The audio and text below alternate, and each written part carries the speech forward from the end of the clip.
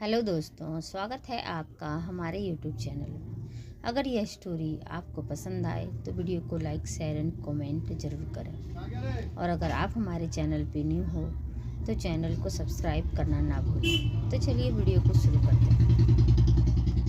मन्नत कुछ सुनने को तैयार नहीं थी। वो गुस्सा करते हुए बोली, आप मेरे और मेरे बेबी के पास नहीं सो सकते। उसने इधर उधर देखा। उसकी नज़र सोफे पर गई। हाँ, आप वहाँ जाकर सो जाओ। वो रो रही थी लेकिन गुस्सा भी थी। अब हैरान था। वो उसे घूरते हुए बोला, क्या बकवास कर रही हो तुम? मैं और सोफे पर जाकर सोऊं? मन्नत ने बार बार हाँ में अपनी गर्दन हिलाई। अब वह बेरहमी से बोला, इम्पॉसिबल। और तुम रोना बंद करो। वो उसे डांटते हुए बोला, बहुत जिद करने लगी हो तुम। अगर ऐसा ही रहा तो हमारा बच्चा भी तुम्हारी तरह जिद्दी और बुरा होगा। मैं तुम दोनों को एक साथ हैंडल नहीं कर सकता। मन्नत अपने छोटे छोटे हाथों से उसे मारने लगी। आप बुरे हैं, मेरा बेबी अच्छा होगा, समझे आप? वो रुकी और बेड से उतरने लगी। कहाँ जा रही हो तुम? मैं और मेरी बेबी आपके पास नहीं सोएंगे। मैं सोफे पर जा रही हूँ। वैसे भी मैं और बेबी तो बुरे हैं ना? अब है आखिर में हार मानते हुए कहा, ओके फाइन, रुको, मैं ही जा रहा हूँ। मन्नत बेड पर आराम से बैठकर मुंह फुलाते हुए बोली, जल्दी जाइए ना। अभय ने तेजी से उसकी नाक खींची तो वो गुस्से से चिल्ला उठी, एबी। अभय बेड से उतर गया। उसने अभय की बात सुनी जो बेबी से कह रही थी, देखो बेबी, अब एबी बुरे नहीं हैं, हम दोनों आराम से सोएंगे। अभय ने पलटकर उसे देखते हुए घूरने लगा। उसी पल मन्नत ने भी उसे देखा और मुंह बनाया। वो ब्लैंकेट ओढ़कर लेट गई। अभय ने अपने दांत पीस लिए। लिटिल रोज, अब तुम बुलाओगी तब भी मैं तुम दोनों के पास नहीं आने वाला। वो एटीट्यूड से बोला। उसे यकीन था मन्नत उसे ज़रूर बुलाएगी। हालांकि उसकी लिटिल रोज उसके बिना नींद कहाँ आती थी। मैं आपको नहीं बुलाऊंगी हूँ। उसने अपने पेट को छुआ। है ना बेबी, हम एबी को अपने पास नहीं बुलाएंगे ना? लिस्सी। अभय जाकर सोफे पर लेट गया।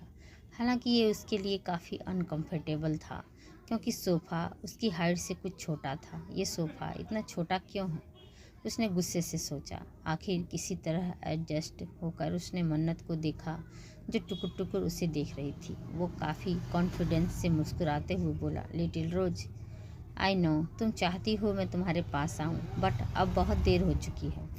तुम्हें अकेले ही सोना होगा। मन्नत ने उसे देखा। असल में उसकी नज़र अभय पर नहीं किसी और ही चीज़ पर थी। अभय, मुझे पानी चाहिए। उसने सोफे के सामने टेबल पर रखी बॉटल की ओर इशारा किया। अभय ने बॉटल को देखा तो उसे समझ आया। वो उसे नहीं बॉटल को देख रही थी। वो उठा और बॉटल उठाकर मन्नत के पास जाकर उसे बॉटल मन्नत की ओर बढ़ा दिया। जो भी था, वो कितना भी नाराज हो लेकिन मन्नत की केयर करना वो इग्नोर नहीं कर सकता था। मन्नत बैठी और उससे बॉटल लेकर उसने पानी पिया। फिर बॉटल को अपने साइड वाली बेड साइड टेबल पर रख दिया। उसने अभय को देखा जो अभी भी उसके सामने खड़ा था। वो उसे देखते हुए बोली, अब आप जाइए ना, जा रहा हूँ। वो बेमन से आकर एक बार फिर सोफे पर लेट गया। देर रात मन्नत सो चुकी थी। अभय को जब श्योर हो गया कि वो सो चुकी है तो वो सोफे से उठा और फिर उसके पास आकर लेट गया। मन्नत को अपनी बाहों में भरकर उसके होठों पर किस करते हुए वो मुस्कुरा उठा। तुम मुझसे वो चीज़ें करवा लेती हो जो कोई करवाने के बारे में सोच भी नहीं सकता। I love you so much. वो उठकर बैठ गया। उसने मन्नत का ब्लैंकेट खिसकाया, फिर झुककर उसके पेट पर किस करते हुए बोला, डैड तुमसे भी बहुत प्यार करते हैं बेबी, बट अपनी लिटिल रोज से थोड़ा कम। आई एम सॉरी बेबी, मैंने आज तुम्हें अवॉइड कराने के बारे में सोचा, बट ट्रस्ट मी, उस वक्त इस ख्याल से भी मैं पेन फील कर रहा था।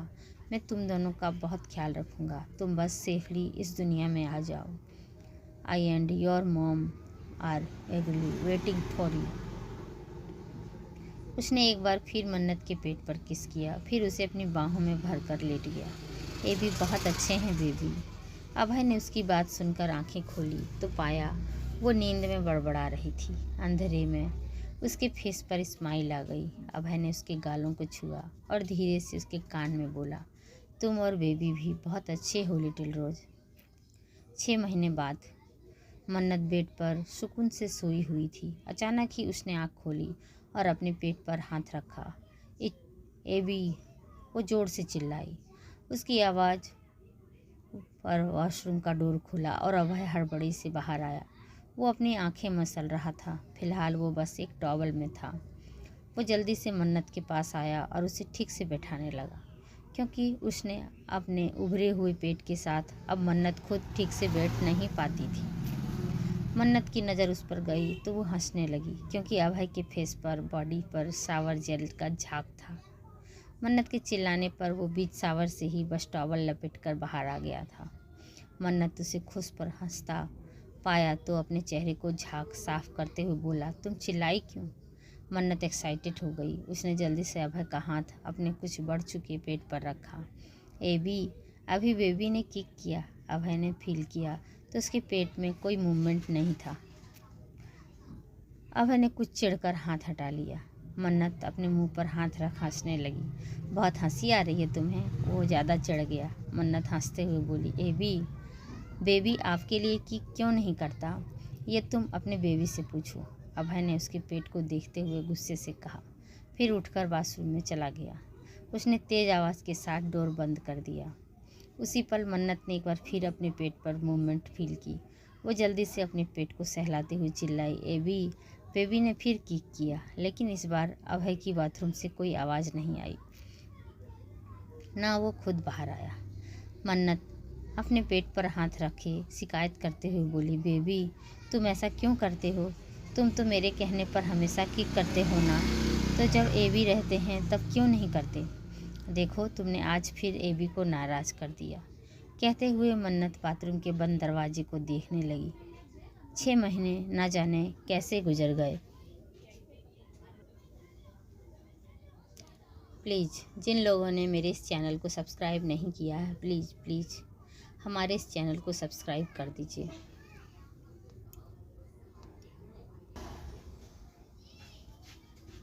इन 6 महीनों में अभय ने मन्नत का हद से ज़्यादा ख्याल रखा था।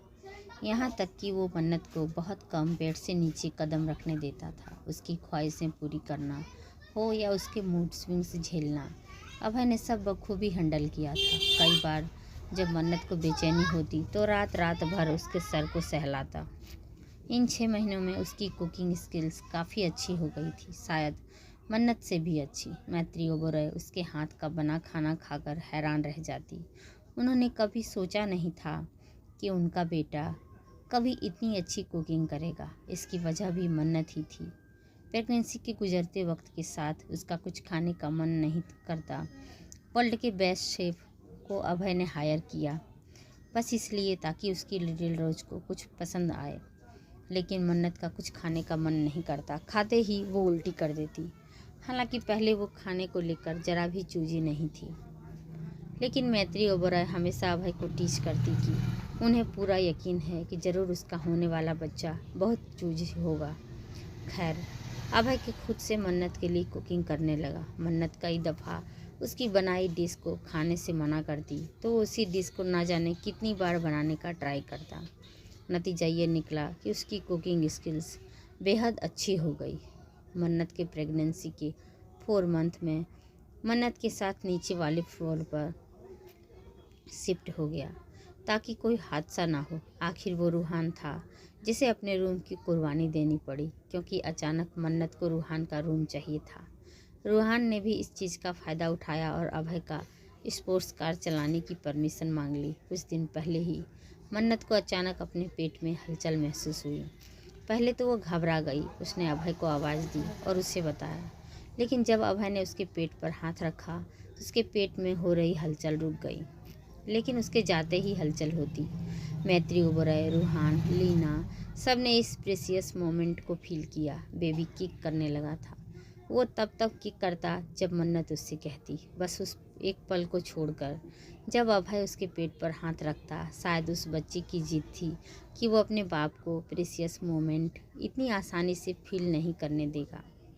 अभय दिखाता तो ऐसे था जैसे उसे कोई परवाह नहीं, लेकिन अंदर ही अंदर वो तड़प रहा था उस एक मोमेंट को फील करने के लिए। रात में वो घंटों मन्नत के पेट पर हाथ रखे रहता, इस उम्मीद में कि वो एक किक करे, लेकिन बदले में बस उसे